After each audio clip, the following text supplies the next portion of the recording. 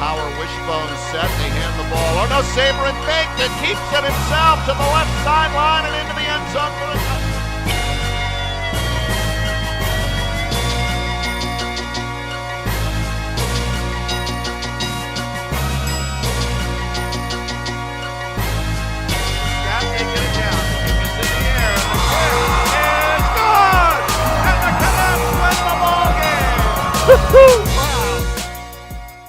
Good afternoon, everyone, and welcome to the first installment of Cadets Coaches Corner. Throughout the year, we'll be talking to all Norwich coaches to keep you up to date on what's happening with all your favorite cadet athletic teams. First up, head coach Mark Murnyack, whose football team defeated Western New England 26-24 last Saturday.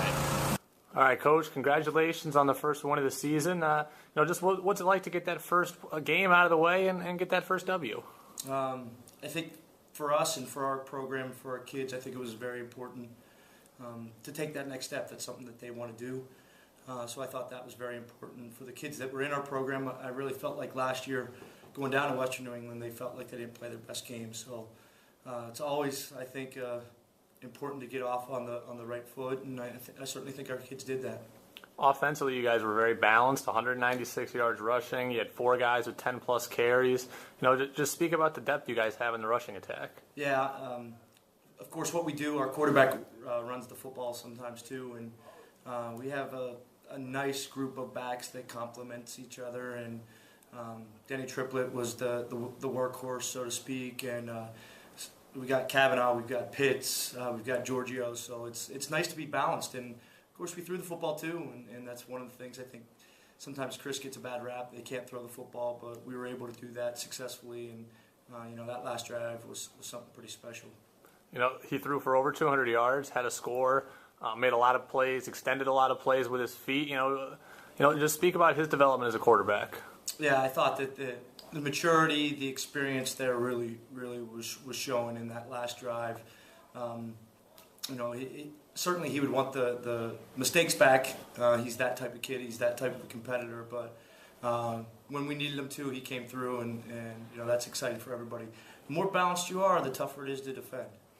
Zach Allen, 4 catches for 130, had a 55-yard touchdown, had a great one-handed catch that came right after a drop, and I'll speak to his performance.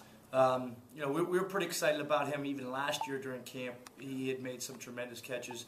He broke his collarbone last year in camp on an acrobatic, tremendous tip to himself.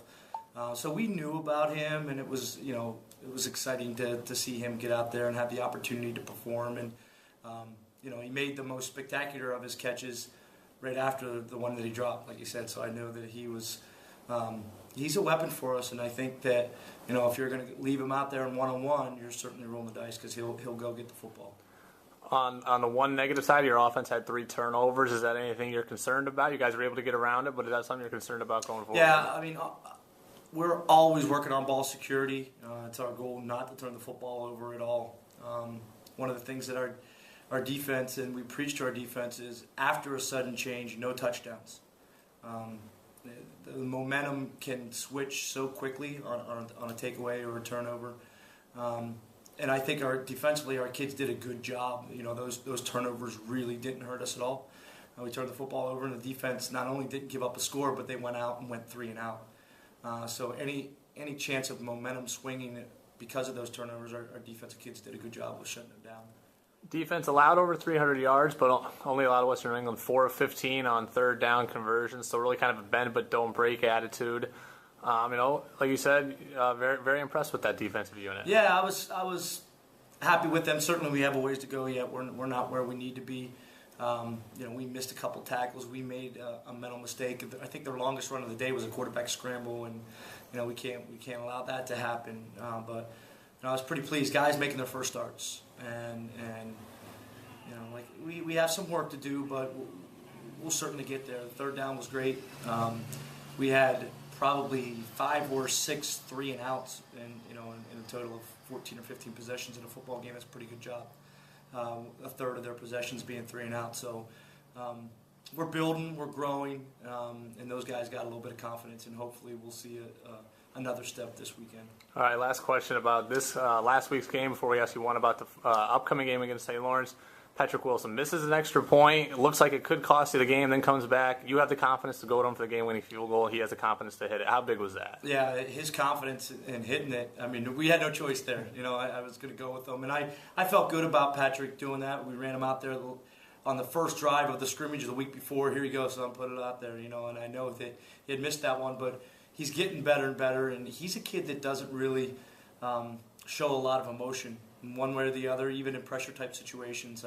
He admitted that he was a little bit nervous on that one, but he wanted a shot. No one felt worse than he did after the missed extra point off the upright, so he wanted an opportunity to make up for that, and he certainly did. Great snap, great hold, great protection, and all day long, Patrick did a great job. He made a field goal right before half, too, that put us up, but also I want to mention our punter, Andrew Vanjuskevich, had an outstanding day, too, so our kicking game did an excellent job. All right, last question. You guys are on the road this week at St. Lawrence, looking to avenge a loss. Last year, you guys lost 29-14.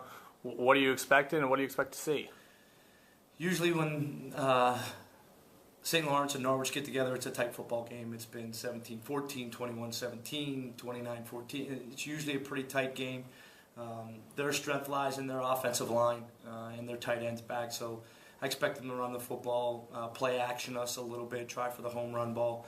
And defensively, they're going to be physical. It's going to be a tough physical game. Who can run the football is really going to determine who's going to win this game. Kicking game will play a major part in it. It's supposed to have some rain up there in Canton on the grass, so that's going to play a major role in it, and of course turnovers too. So I expect a close game. So we'll go up there and hopefully we'll make strides from week 1 to week 2. All right, Coach, good luck, and thanks for taking some time with us. Thanks.